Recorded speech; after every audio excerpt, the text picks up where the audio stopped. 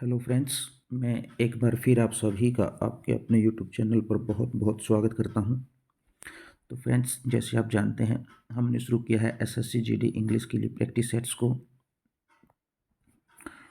और इसी कड़ी में आज हम आपके लिए लेके आए हैं प्रैक्टिस सेट नंबर 3। तो फ्रेंड्स, यदि आप चैनल पर नए हैं तो सबसे पहले चैनल को सब्सक्राइब करें, अपने सभी फ्रेंड्स के साथ शेयर करें, ताकि जो भी आपके दोस्त एसएससी जीडी के लिए तैयारी कर रहे हैं वो सभी इन कक्षाओं का लाभ उठा सकें। तो चलिए, ज़्यादा टाइम वेस्ट ना करते हुए शुरू करते हैं आज की क्लास और देखते हैं हमारा पहला क्वेश्चन। तो आज का हमारा जो पहला क्वेश्चन है वो है, select the most appropriate option that can substitute the underline segment in the given sentence. हमें यहाँ पे एक सेंटेंस दिया गया है, उसमें एक अंडरलाइन सेगमेंट है, हमें उसको देखना है कि कौन सा ऑप्शन उसको रिप्लेस कर सकता है, सब्स्टिट्यूट कर सकता है। तो चलिए देखते हैं पहले हमारा सेंटेंस क्या है। The participants are rehearse their roles. तो पार्टिसिपेंट्स क्या होते हैं? पार्टिसिपेंट्स होते हैं हमारे प्रतियोगी, जो किसी प्रतियोगिता में भाग लेते हैं, किसी प्रतियोगिता में पार्टिसिपेट करते हैं, वो सभी पार्टिसिपेंट्स करते होते हैं। तो उनके जो रोल हैं, वो जिस जिस रोल के लिए उन्होंने वहाँ पे पार्टिसिपेट किया है, तो वो उसके लिए क्या कर रहे हैं। यहाँ पे हमें जो हेल्पिंग वर्ब है वो क्या मिल रही है देखने को, आर। और आर हमारी जो हेल्पिंग वर्ब होती है वो होती है प्रेजेंट कॉन्टिन्यूस टेंस में। ठीक है, तो प्रेजेंट कॉन्टिन्यूस टेंस में हमें यूज़ करना होता है वर्ब की फर्स्ट फॉर्म प्लस ING। तो हमें यहाँ पे क्या यूज़ करना है, are rehearsing.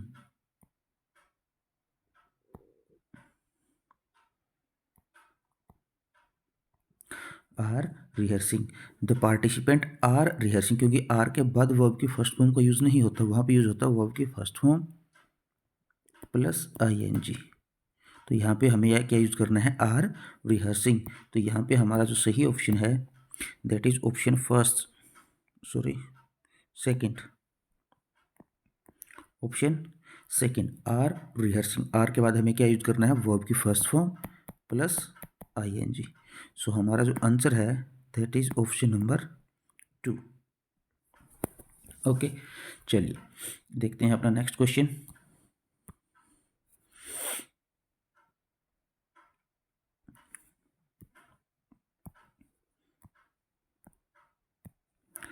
Select the most appropriate synonym of the given word. हमें एक वर्ड दिया गया है, उसके लिए हमें अप्रोप्रिएट सिनोनिम चूज करना है। देखिए सिनोनिम क्या होता है, सिनोनिम होता है वर्ड विद सेम मीनिंग, जो वर्ड हमें दिया गया है उसके अर्थ से मिलता हुआ। ठीक है, जिसको हम हिंदी में बोलते हैं पर्यायवाची या समानार्थी। चलिए देखते हैं हमें क्या वर्ड दिया गया है। सबसे पहले हमें वर्ड दिया गया है समटियस। देखिए समटियस क्या होता है, समटियस का मतलब होता है शानदार, या आप इसको बोल सकते हैं वैभवशाली।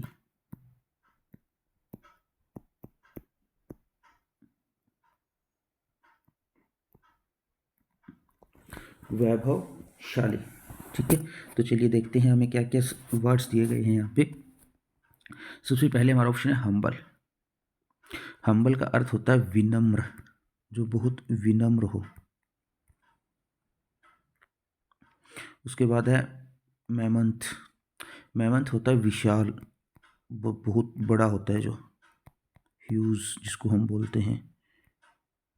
उसके बाद है लेविश। लेविश का मतलब होता है भव्य या शानदार या वैभवशाली। ठीक है, उसके बाद है मिनिस्क्यूल। मिनिस्क्यूल का मतलब होता है लघु गणक, इसको हम बोल सकते हैं एक तरह से हस्तलेख, जो हाथ से लिखे हुए जो लेख होते हैं ना, जैसे पुराने समय में अभिलेखों पे लिखा जाता था हाथ के साथ, उन्हें बोलते हैं हम मिनिस्क्यूल। ठीक है, तो हमारे लिए अब यहाँ पे देखना है हमें कि हमारा जो अर्थ था शानदार, वो किसके साथ मैच कर रहा है, वो मैच कर रहा है लेविश के साथ। तो हमारा यहाँ पे जो सही ऑप्शन है दैट इज ऑप्शन नंबर 3, जो समटियस का जो सही सिनोनिम है दैट इज लेविस। तो यहाँ पे हमारा जो आंसर होने वाला है दैट इज ऑप्शन नंबर 3। ठीक है, तो हमारा आंसर जो आने वाला है लेविश। लेविश का मतलब होता है भव्य या शानदार, और यही अर्थ हमें चाहिए था। ठीक है, चलिए देखते हैं अपना नेक्स्ट क्वेश्चन। सो हमारा next question is identify the correctly spelled sentence. हमें एक ऐसा सेंटेंस ढूंढना है जिसको जो करेक्टली स्पेल्ड हो। ठीक है, तो चलिए देखते हैं। माई ग्रैंडफादर, ये सभी में सेम है। प्लांटेड, ये भी सेम है। कॉलीफ्लावर की जो स्पेलिंग्स है वो यहाँ पे क्या है, अलग अलग दी गई है। ठीक है, तो हमें देखना है कि जो सही कॉलीफ्लावर की स्पेलिंग है वो कौन सी है।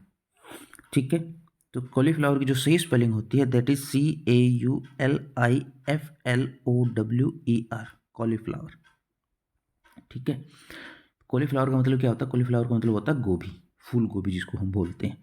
ठीक है, तो मेरे जो दादाजी हैं वो क्या बोलते हैं, ये क्या उगाते हैं अपने गार्डन में, कॉलीफ्लावर, गोभी, जो फूल वाली गोभी होती है वो उगाते हैं। ठीक है, तो यहाँ पे जो करेक्ट पूरा जो सेंटेंस जिसकी स्पेलिंग सही है that is option number A. तो हमारा जो यहाँ पे सही ऑप्शन है that is option number first. तो हमारा आंसर यहाँ पे होने वाला है ऑप्शन नंबर फर्स्ट। ठीक है, अगर हम अदर ऑप्शंस में देखेंगे तो हमें कॉलीफ्लावर की जो स्पेलिंग है उसमें मिस्टेक्स देखने को मिलेंगी, यहाँ पे भी, यहाँ पे भी और यहाँ पे भी।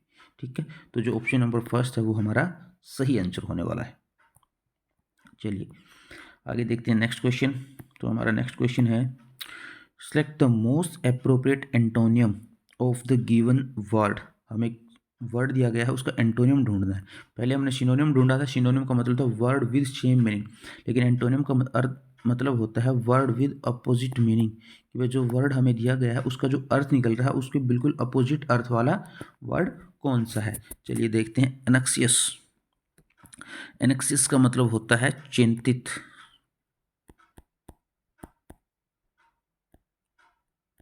या आप इसको बोल सकते हैं उत्सुक, किसी चीज़ के बारे में काफ़ी उत्सुक है या उसके बारे में काफ़ी चिंता कर रहा है। ठीक है, तो चलिए देखते हैं हमें क्या क्या वर्ड दिए गए हैं यहाँ पे। पहला वर्ड हमें दिया गया कंसिडरेट। कंसिडरेट का मतलब होता है विचारशील।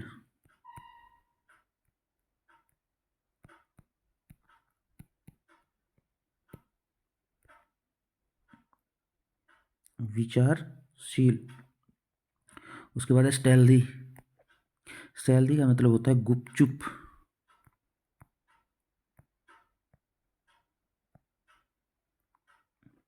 स्टेल्दी का मतलब होता है गुपचुप। अनकंसर्न्ड, अनकंसर्न्ड का मतलब होता है बेपरवाह, जिसको किसी चीज़ की कोई परवाह ही नहीं है।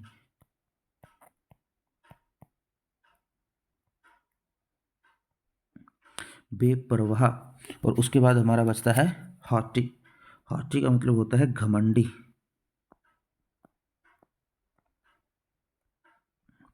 तो अब देखिए, हमें जो वर्ड दिया गया था उसका अर्थ है चिंतित, को काफ़ी सारी चिंता करता है या किसी चीज़ के बारे में जानने के लिए उत्सुक है, उस चीज़ के ऊपर काफ़ी गौर कर रहा है। और एक होता है बेपरवाह, जिसको किसी चीज़ से कोई मतलब ही नहीं है।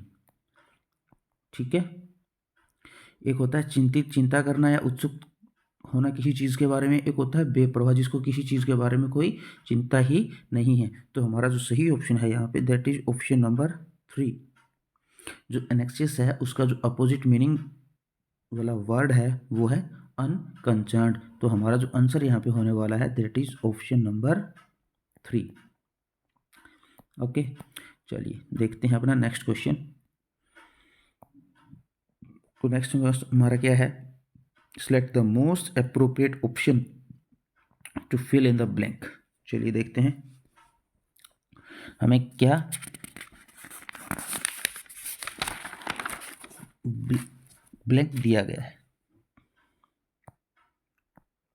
चलिए शुरू में ही हमें यहाँ पे ब्लैंक दिया गया है, उसके बाद है मैन कमांड रिस्पेक्ट। में ऐसे व्यक्ति जो रिस्पेक्ट को कमांड करते हैं, जिनको बहुत ज़्यादा रिस्पेक्ट मिलती है, वो होते हैं हॉली पीपल। कैसे पीपल, हॉली पीपल। हॉली का मतलब होता है पवित्र।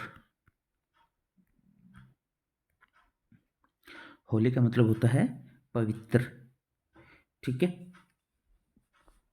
तो जो लोग पवित्र होते हैं या जिनकी छवि एकदम साफ होती है, बेदाग होती है, जिनकी छवि के ऊपर कोई दाग नहीं होता है, वो लोग क्या करते हैं, रिस्पेक्ट को डिजर्व करते हैं, उन्हें बहुत ज़्यादा रिस्पेक्ट मिलती है। ठीक है, तो यहाँ पे हमारा जो सही ऑप्शन है that is option number second, Holi. तो हमारा आंसर जो होने वाला है वो है ऑप्शन नंबर सेकंड। ठीक है,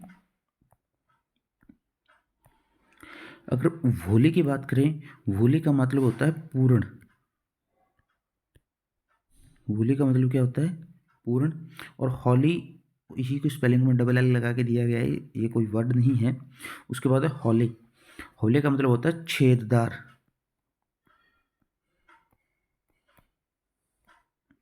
छेददार जिसमें काफ़ी सारे छेद हों, होल, होल से बना है ये। होल का मतलब होता है छेद या बिल, जिसको हम बोलते हैं छिद्र बोलते हैं। ठीक है, उससे बना है होली, उसका मतलब होता है छेददार। ठीक है, तो यहाँ पे हमारा जो सही ऑप्शन है that is option number second. Okay, चलिए देखते हैं अपना नेक्स्ट क्वेश्चन। नेक्स्ट क्वेश्चन हमारा क्या कहता है, select the most appropriate meaning of the given idiom. हमें एक इडियम दिया गया है, उसका सही मीनिंग बताना है। After one's owns heart. After one's owns heart, इसका अर्थ होता है कि किसी की पसंद और नापसंद एकदम मैच करना। पसंद नापसंद एक जैसी होना।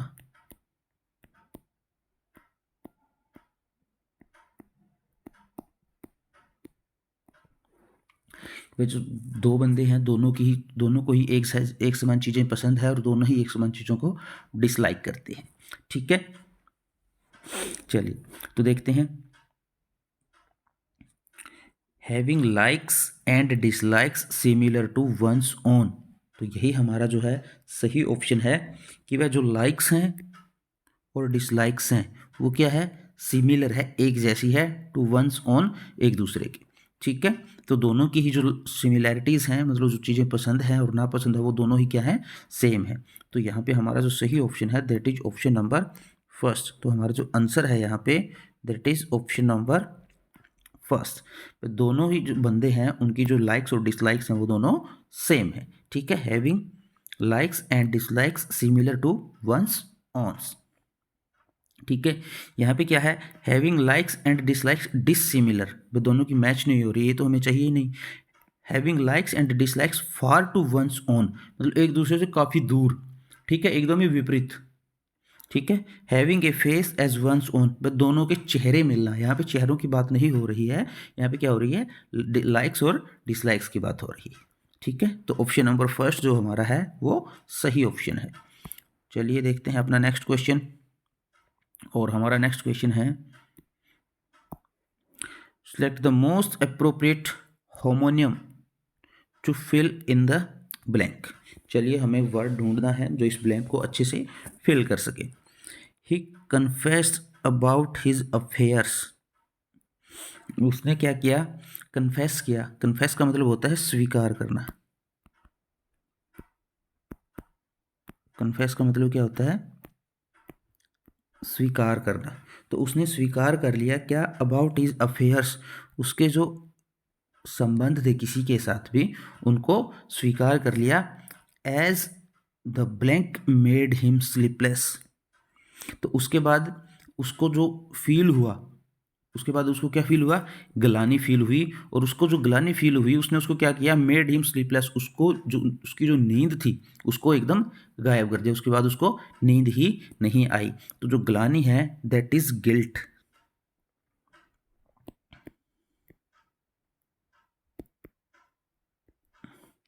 तो यहाँ पे हमारा जो सही ऑप्शन है that is option number second.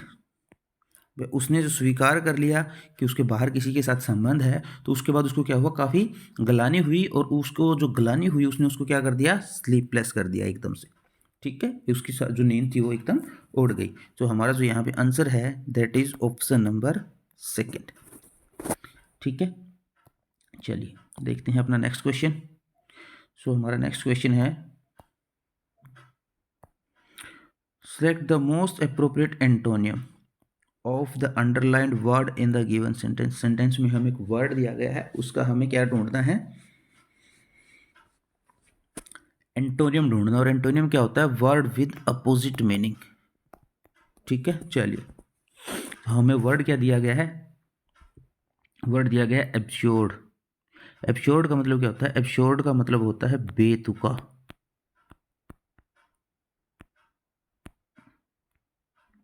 Sentence यहाँ पे क्या बनता है, it is absurd to argue about this. Argue का मतलब होता है बहस या झगड़ा।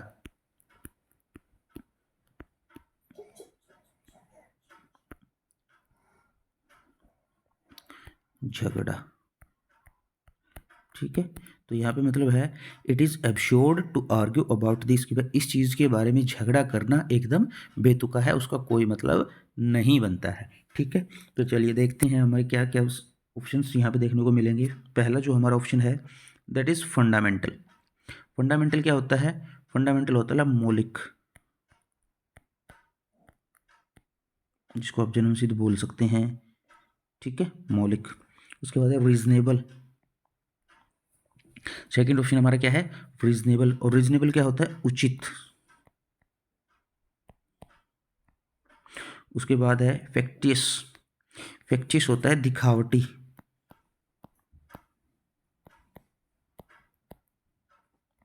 फैक्टियस क्या होता है, दिखावटी। उसके लास्ट हमारा जो होता है अमेजिंग। अमेजिंग का मतलब होता है अद्भुत। अद्भुत, अमेजिंग का मतलब क्या होता है, अद्भुत। चलिए अब देखते हैं। एक तो किसी चीज़ को लेके झगड़ा करना एकदम बेतुका है, उसका कोई महत्व नहीं बनता, कोई बात नहीं बनती। और दूसरा, किसी चीज़ को आप उचित बात के लिए झगड़ा करें। किस बात के लिए, उचित बात के लिए। तो यहाँ पे हमारा जो सही ऑप्शन है दैट इज रीजनेबल। तो हमारा जो आंसर है यहाँ पे वो होगा ऑप्शन नंबर सेकंड। ठीक है, एक तो आप किसी चीज़ को लेके बिल्कुल बेतुका झगड़ा करें कि उस बात का कोई औचित्य ही नहीं है, लेकिन फिर भी आप झगड़ रही हैं। और एक किसी बात को लेके आप बहस कर रहे हैं, कुछ झगड़ा कर रहे हैं, लेकिन वो उचित है, जो सही बात है उसके लिए आप झगड़ रहे हैं। ठीक है, तो यहाँ पे जो एब्सोर्ड है उसका जो सही एंटोनियम है दैट इज रीजनेबल। ठीक है, तो जो हमारा आंसर है यहाँ पे वो होगा ऑप्शन नंबर सेकंड। चलिए देखते हैं अपना नेक्स्ट क्वेश्चन। और हमारा नेक्स्ट क्वेश्चन क्या है, हमारा नेक्स्ट क्वेश्चन है select the most appropriate idiom to substitute the underlined group of words in the given sentence. चलिए, तो यहाँ पे क्या है, हमें क्या चूज करना है, हमें एक इडियम दिया हुआ है, उसको सब्स्टिट्यूट कौन कर सकता है। ठीक है, पहले हमें सेंटेंस दिया है, उसमें एक अंडरलाइन सेगमेंट है, उसमें का हमें क्या करना है, एक इडियम सब्स्टिट्यूट करना है। चलिए देखते हैं। वंस इन ए ईयर, साल में एक बार, द मैनेजमेंट, जो प्रबंधन कमेटी है, ऑफ द इंस्टीट्यूट, संस्था की, वो क्या करती है, सर्वेज, वो सर्वे करती है द होल सिचुएशन, पूरी स्थिति की। वह जो स्थिति चल रही है उस पूरी स्थिति की क्या करती है, सर्वे करती है। ठीक है, और सर्वे करने का मतलब क्या होता है, सर्वे करने का मतलब होता है जायज़ा लेना किसी चीज़ के बारे में। ठीक है, कि हमारे पास क्या क्या चीज़ें हैं, क्या क्या कमियां हैं, क्या क्या कैसे हम उनको दूर कर सकते हैं, उन सब का सर्वे करती है। ठीक है, सर्वे द होल सिचुएशन का मतलब क्या है, पूरी स्थिति का क्या करना है, जायज़ा लेना है। क्या लेना है, जायज़ा लेना है।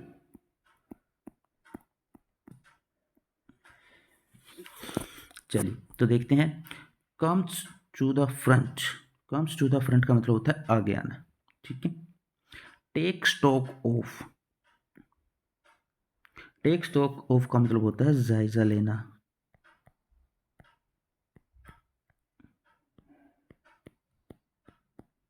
टेक स्टॉक ऑफ का मतलब क्या होता है, जायजा लेना। मेक्स ए मार्क, एक निशान बनाना या एक पहचान बनाना। प्रीप्लेक्स्ड विद, प्रीप्लेक्स्ड विद का मतलब होता है उलझन में पड़ना। प्रीप्लेक्स्ड विद का मतलब क्या होता है, उलझन में पड़ना।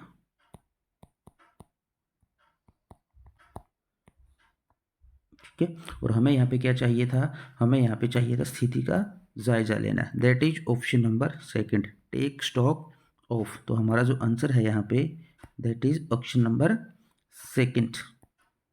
ठीक है, टेक स्टॉक ऑफ। चलिए आगे देखते हैं अपना नेक्स्ट क्वेश्चन। तो हमारा नेक्स्ट क्वेश्चन है select the most appropriate synonym. हमें यहाँ पे क्या ढूंढना है? Synonym of the underlined word. हमें अंडरलाइंड वर्ड दिया गया है, उसको सिनोनिम ढूंढना है। चलिए देखते हैं सबसे पहले sentence, music is a therapy for everyone. जो संगीत है वो एक थेरेपी है सभी के लिए। सभी किसके लिए? प्लांट्स के लिए, पौधों के लिए, बर्ड्स के लिए, पक्षियों के लिए, एनिमल्स जंतुओं के लिए, एंड ह्यूमन बींग्स और जो मानव है उनके लिए। जो म्यूज़िक है वो एक थेरेपी है, वो एक तरह से इलाज है। ठीक है, किसके लिए?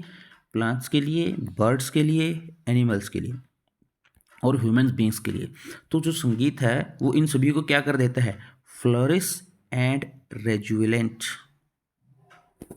फ्लोरिश एंड रेजुविनेट, वो क्या कर देता है? वो उनको फलने फूलने के लिए और एकदम तरोताज़ा करने के लिए, फलने फूलने के लिए और एकदम तरोताज़ा।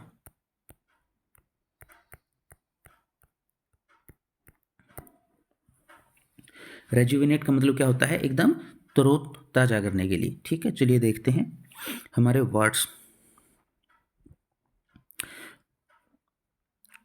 सबसे पहले हमारे पास फोर्टिफाई। फोर्टिफाई का मतलब होता है सुदृढ़ करना।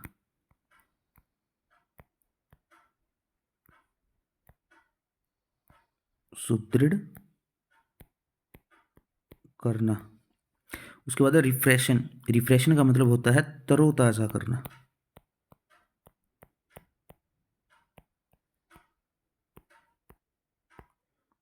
रिफ्रेशन का मतलब होता है तरोताज़ा करना। उसके बाद है मॉडिफाई। मॉडिफाई का मतलब क्या होता है? मॉडिफाई का मतलब होता है संशोधित करना।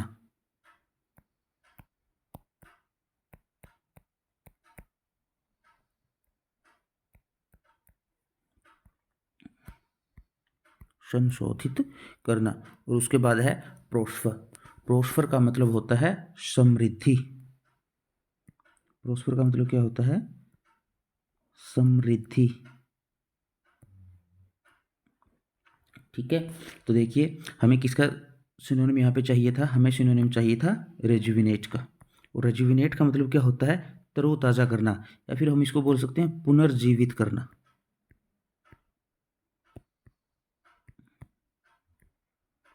तरोताज़ा करना या पुनर्जीवित कर देना। ठीक है, तो इसका जो सही ऑप्शन है हमारा है दैट इज रिफ्रेशन। रिफ्रेशन का मतलब क्या होता है? तरोताज़ा करना। ठीक है, वह जब संगीत सुनता है कोई भी, चाहे वो पौधे हों, चाहे वो पक्षी हों, चाहे वो पशु हो, चाहे वो ह्यूमन बींग्स हो, वो एकदम क्या हो जाते हैं? एकदम तरोताज़ा हो जाते हैं, पुनर्जीवित हो जाते हैं। ठीक है, तो हमारा यहाँ पे जो आंसर है that is option number second, refreshen. ठीक है, चलिए देखते हैं अपना नेक्स्ट क्वेश्चन। तो हमारा जो नेक्स्ट क्वेश्चन है that is select the most appropriate option to fill in the blank. चलिए देखते हैं ब्लैंक में हम क्या फिल कर सकते हैं। We would blank to travel by train rather than bus due to the poor road conditions in the village। कि भाई जो गांव की सड़क की जो कंडीशंस है वो कैसी है? पुअर है, मतलब खराब है। इसकी वजह से हम क्या करेंगे? ट्रेन में जाना पसंद करेंगे बजाय कि बस के।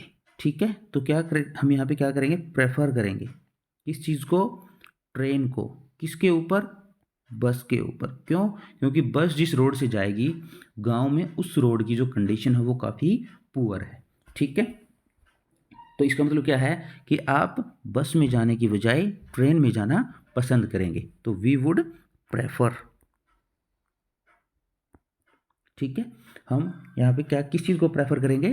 ट्रेन को प्रेफर करेंगे बजाय कि बस की, क्योंकि बस जिस रोड से जाएगी उसकी कंडीशन कैसी है? एकदम पुअर है। ठीक है, तो हमारा यहाँ पे जो सही आंसर है that is option number third. ठीक है, हम प्रेफर करेंगे किसको? ट्रेन को। चलिए उसके बाद देखते हैं अपना नेक्स्ट क्वेश्चन। और हमारा जो नेक्स्ट क्वेश्चन है वो है select the correct pair of words for the blanks in the given sentence. चलिए ढूंढते हैं, हमें पेयर ऑफ वर्ड्स ढूंढना है, ठीक है, जो क्या कर सके, हमारे जो ब्लैंक्स हैं उनको फिल कर सके और सेंटेंस की सेंस बना सके.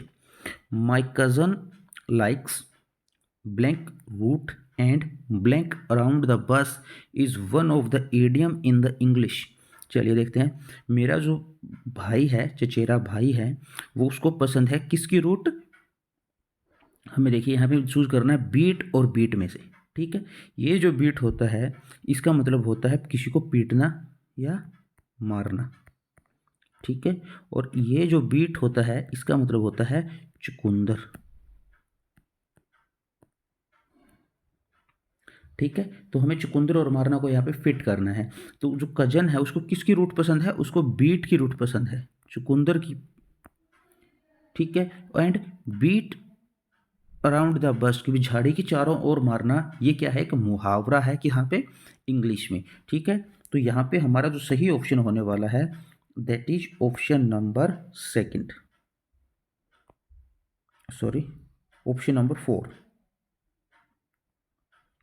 जो ऑप्शन नंबर 4 है वो हमारा यहाँ पे क्या है, सही ऑप्शन है कि भाई मेरा जो कजन है उसको जो चुकंदर की जड़ है वो पसंद है, और जो बीट अराउंड द बश मतलब झाड़ी के चारों ओर जो मारना है वो क्या है, इंग्लिश में एक मुहावरा है, ठीक है. तो यहाँ पे जो बीच और बीट है वो दोनों ही इस सेंटेंस को कंप्लीट करेंगे, ठीक है. अगर हम यहाँ पे बीट लगा दें तो पीटने की कोई जड़ थोड़ी होती है, ठीक है, तो ये गलत हो जाएगा. तो यहाँ पे हमें क्या यूज करना है, बीट, चुकंदर, ठीक है. Option number 4. चलिए देखते हैं अपना नेक्स्ट क्वेश्चन, और हमारा जो नेक्स्ट क्वेश्चन है, select the option that with the correct spelling to replace the underlined word in the given sentence. चलिए देखते हैं, वर्ड को रिप्लेस करना है, ठीक है, मतलब जब सेम मीनिंग वाला वर्ड हमें ढूंढना है, ठीक है. यहाँ पे जो वर्ड है वो सभी सेम मीनिंग्स वाले हैं लेकिन इनकी स्पेलिंग्स अलग अलग है. हमें चूज करना है कि जो सही स्पेलिंग है वो कौन सी है, ठीक है. जो हमें जो वर्ड रिप्लेस करना है दैट इज एबोमिनेशन. एबोमिनेशन का मतलब होता है घृणा. एबोमिनेशन का मतलब क्या होता है, घृणा, ठीक है. तो यहाँ पे जो हमें दिया गया है एब्यूरेशन, उसका मतलब भी होता है घृणा, लेकिन हमें जो स्पेलिंग है वो सही ढूंढनी है, ठीक है. तो और इसमें जो सही स्पेलिंग हमारी है वो है नंबर फर्स्ट, ABERRATION, एब्यूरेशन. एब्यूरेशन का मतलब भी क्या होता है, घृणा. तो यहाँ पे हमारा जो सही ऑप्शन है that is option number first. जो फर्स्ट ऑप्शन हमारा है वो सही स्पेल्ट है. चलिए देखते हैं अपना नेक्स्ट क्वेश्चन.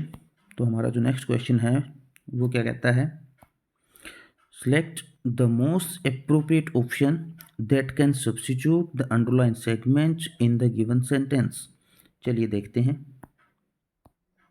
एक सेंटेंस है उसमें एक अंडरलाइन सेगमेंट है, हमें बताना है कि कौन सा ऑप्शन है जो उसको सही करेगा. चलिए, द स्टूडेंट्स वर बोरिंग, जो स्टूडेंट्स थे वो क्या थे, बोर हो गए थे, by the lecture delivered on environmental issue, जो पर्यावरणीय समस्याओं से रिलेटेड जो लेक्चर दिया गया उसको, उससे बच्चे क्या हो गए, बोर हो गए, ठीक है. और यहाँ पे वैसे भी अगर बाय का यूज हो रखा है तो उसके इसका मतलब क्या है कि यहाँ पे पैसिव वॉइस का यूज किया गया, और पैसिव वॉइस में हमें कौन सी फॉर्म की फॉर्म यूज करनी होती है, वर्ब थर्ड फॉर्म. कौन सी यूज करते हैं हम, वर्ब थर्ड फॉर्म. तो वर्ब के बाद बोरिंग नहीं, यहाँ पे हमें यूज करना है बोर्ड. पैसिव वॉइस में हमेशा वर्ब की थर्ड फॉर्म का यूज किया जाता है. और तो students were board, option number 4. तो ऑप्शन नंबर 4 हमारा पे सही ऑप्शन है. यहाँ पे बोरिंग नहीं, यहाँ पे आना चाहिए बोर्ड. ये बच्चे थे जो उस लेक्चर से बोर हो गए जो पर्यावरणीय समस्याओं के बारे में दिया जा रहा था, ठीक है. चलिए देखते हैं अपना नेक्स्ट क्वेश्चन, और हमारा नेक्स्ट क्वेश्चन है the following sentence has been divided into parts, one of them may contain an error. जो हमारा वर्ड है उसको पार्ट्स में डिवाइड किया गया है, उसमें से एक में एरर हो सकता है, हमें क्या करना है, एक एरर ढूंढना है। ठीक है, चलिए देखते हैं। If you don't find any error mark no error. अगर आपको कोई एरर नहीं मिलता है तो आपको नो एरर को चूज करना है। चलिए, our soldiers have been making a clean sweep of the sheep and poultry on the route. भाई हमारे जो सैनिक हैं वो क्या कर रहे हैं, क्लीन स्वीप मतलब बिल्कुल एकदम सफाई कर रहे हैं, किसकी, सीप्स की और पोल्ट्री की। जो मतलब जो रूट है, जिस रूट से उनको जाना है, वहाँ पे जो भेड़ है, भेड़ों का जो काम करते हैं वहाँ पे, भेड़ों के जो बाड़े बनाए हुए हैं उनको, और पोल्ट्री, पोल्ट्री का मतलब जिनको, जहाँ पे मुर्गी फार्म बोलते हैं हम जिसको। ठीक है, तो मुर्गी फार्म है जिस उस रूट के ऊपर जितने, और शिप से रिलेटेड जो व्यवसाय है उन सबको वहाँ पे से बिल्कुल सफाया कर रहे हैं। ठीक है, तो हमें यहाँ पे जो ऑप्शन, जो हमारा फर्स्ट पार्ट है वहाँ पे एरर दिया गया है। कैसे, यहाँ पे देखिए हैव के बाद बीइंग दिया गया है, जबकि हमें पता है हैव के बाद हमेशा वर्ब की थर्ड फॉर्म का यूज होता है। ठीक है, तो यहाँ पे बी की थर्ड फॉर्म क्या बनती है, बीन, बी वाज बीन। ठीक है, तो वर्ब की थर्ड फॉर्म क्या बनती है, बीन। तो यहाँ पे हमारा जो ऑप्शन नंबर सेकंड है, आवर सोल्जर्स हैव बीइंग, ये एरर में है। तो यहाँ पे बीइंग नहीं, यहाँ पे आना चाहिए बीन। ठीक है, हैव के बाद हमें हमेशा वर्ब की थर्ड फॉर्म यूज करनी है। ठीक है, तो ऑप्शन नंबर सेकंड, तो हमारा जो आंसर है that is option number second. Okay, चलिए देखते हैं हमारा next segment that is comprehension. चलिए देखते हैं, कंप्रीहेंशन को हमें क्या करना होता है, काफ़ी केयरफुली पढ़ना होता है। चलिए देखते हैं। In the following passage some words have been deleted, read the passage carefully and select the most appropriate option to fill in the each blank. हमें जो पैसेज दिया गया है उसमें से कुछ वर्ड्स डिलीट किए गए हैं, हमें पैसेज को पढ़ना है और उन वर्ड्स को फिलअप करना है। चलिए देखते हैं। चिल्ड्रंस, चिल्ड्रन का मतलब होता है बच्चे, स्पेशली विशेष तौर पर,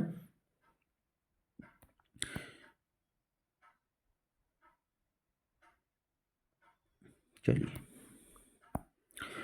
चिल्ड्रन जो बच्चे हैं, स्पेशली विशेष तौर पर, blank avoid such foods and try to reduce intake and instead eat healthy food. जो बच्चे हैं उनको विशेष तौर पर अवॉइड करना चाहिए, करना चाहिए मतलब एडवाइस मिल रही है तो यूज करना है शुड। फर्स्ट में क्या आएगा, should.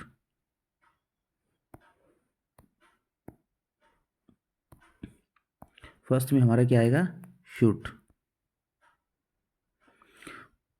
Children specially should avoid such foods, और तो बच्चों को ऐसा भोजन अवॉइड करना चाहिए, and try to reduce intake, और जो खाते हैं उसको कम करना चाहिए, एंड इंस्टेड इसकी बजाय ईट हेल्दी फूड, बच्चों को जो हेल्दी फूड है वो खाना चाहिए।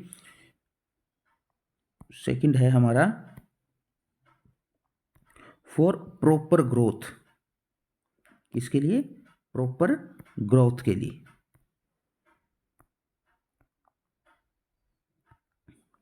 Children should avoid such foods and try to reduce intake and instead eat healthy food for proper growth।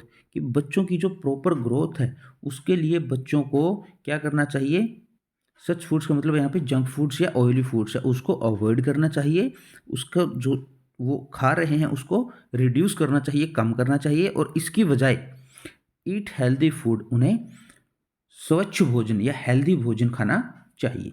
ठीक है, schools can blank quality of the food being sold in the canteens. कि जो schools है उनको क्या करना चाहिए, quality check करना चाहिए जो फूड उनके भोजन उनकी कैंटीन्स में बच्चों के लिए बेचा जा रहा है। तो चलिए देखते हैं तीसरे में हमें क्या क्या ऑप्शन में देखने को मिल रहे हैं। तो स्कूल्स को क्या करना चाहिए, वहाँ का जो फूड कैंटीन्स में बिक रहा है उसका मॉनिटर करना चाहिए। क्या करना चाहिए, उसका मॉनिटर करना चाहिए। वहाँ पे देखना चाहिए कि कैंटीन्स में किस क्वालिटी का जो फूड है वो बेचा जा रहा है। तो थर्ड में आ गया मॉनिटर। ठीक है, मॉनिटर का मतलब उसकी जांच करनी चाहिए कि किस तरह का फूड है वो कैंटीन में बेचा जा रहा है। ठीक है, and ensure that the children being wholesome nutrition food. और ये बात इंश्योर करनी चाहिए कि जो बच्चों का होलसम न्यूट्रिशन है, जो पूर्ण उनका पोषण है, वो ठीक रहे। ठीक है, उसके बाद फोर्थ में हमें क्या क्या ऑप्शन देखने को मिल रहे हैं। फोर्थ में हमारा आ रहा है फ्रॉम होम। ठीक है, और स्कूल्स को क्या क्या करना चाहिए, एक तो कैंटीन में जो फूड बिक रहा है उसको मॉनिटर करना चाहिए, और and ensure that the children bring wholesome nutrition food. और जो बच्चे घर से भोजन लेके आ रहे हैं फ्रॉम होम, घर से जो भोजन लेके आ रहे हैं उसमें पूरा न्यूट्रिशन उनको मिले, ताकि बच्चों को बताना चाहिए कि आपको किस तरह से भोजन, कौन सा भोजन है जो आपको पूर्ण न्यूट्रिशन दे रहा है, और उसी को बच्चों को खाना चाहिए। ठीक है, उसके बाद फिफ्थ में हमें क्या क्या ऑप्शंस देखने को मिलेंगे।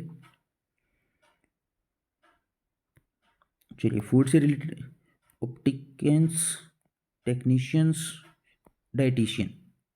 जो फूड के बारे में जांच करते हैं उनको हम बोलते हैं डाइटिशियन। जो हमारा ऑप्शन नंबर थर्ड यहाँ पे होने वाला है, dietitians.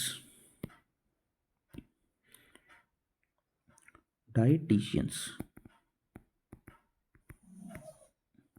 dietitians should be appointed to check the calories content and food value of the food served in the canteens and setting definite tiffin patterns। तो जो डाइटिशियंस हैं, जो भोजन के विशेषज्ञ हैं, वो क्या करने चाहिए, अपॉइंट करने चाहिए, किसके लिए, to check the calories content, कि वह कैलोरी कंटेंट को कहाँ पे, food value of the food served in the canteens, वह जो कैंटीन्स में बच्चों को फूड मिल रहा है, खाना मिल रहा है, उसका जो कैलोरी कंटेंट है वो चेक करने के लिए, and setting definite tiffin patterns. और क्या करना चाहिए, बच्चों के लिए एक डेफिनेट टिफिन पैटर्न होना चाहिए कि जब आप बच्चे स्कूल में टिफिन लेके आते हैं उसके अंदर उन्हें क्या क्या चीज़ें लेके आनी चाहिए और क्या क्या चीज़ें उन्हें खानी चाहिए। ठीक है, तो चलिए देखते हैं सभी ऑप्शंस को। ऑप्शन जो 16 था उसमें हमने चूज़ किया शुड को। उसके बाद 17 में हमने चूज़ किया प्रॉपर न्यूट्रिशंस। उसके बाद हमने 18 में चेक किया मॉनिटर, स्कूल्स को मॉनिटर करना चाहिए कैंटीन्स के फूड को। और उसके बाद बच्चों को जो फुल न्यूट्रिशंस है वो घर से लेके आना चाहिए, फ्रॉम होम। घर से भी बच्चों को कंप्लीट न्यूट्रिशन मिलना चाहिए।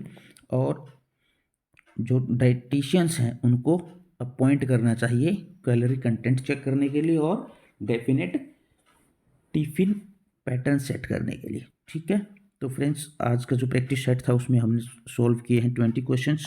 आशा करते हैं आज की वीडियो आपको पसंद आई होगी। अगर वीडियो पसंद आई है तो वीडियो को लाइक करें, चैनल को सब्सक्राइब करें, अपने सभी फ्रेंड्स के साथ इस चैनल को शेयर करें जो भी SSC GD से रिलेटेड किसी भी एग्ज़ाम की तैयारी कर रहे हैं, ताकि सभी इन कक्षाओं का लाभ उठा सके। तो फ्रेंड्स मिलते हैं आपसे नेक्स्ट वीडियो में इसी तरह के अच्छे कंटेंट के साथ।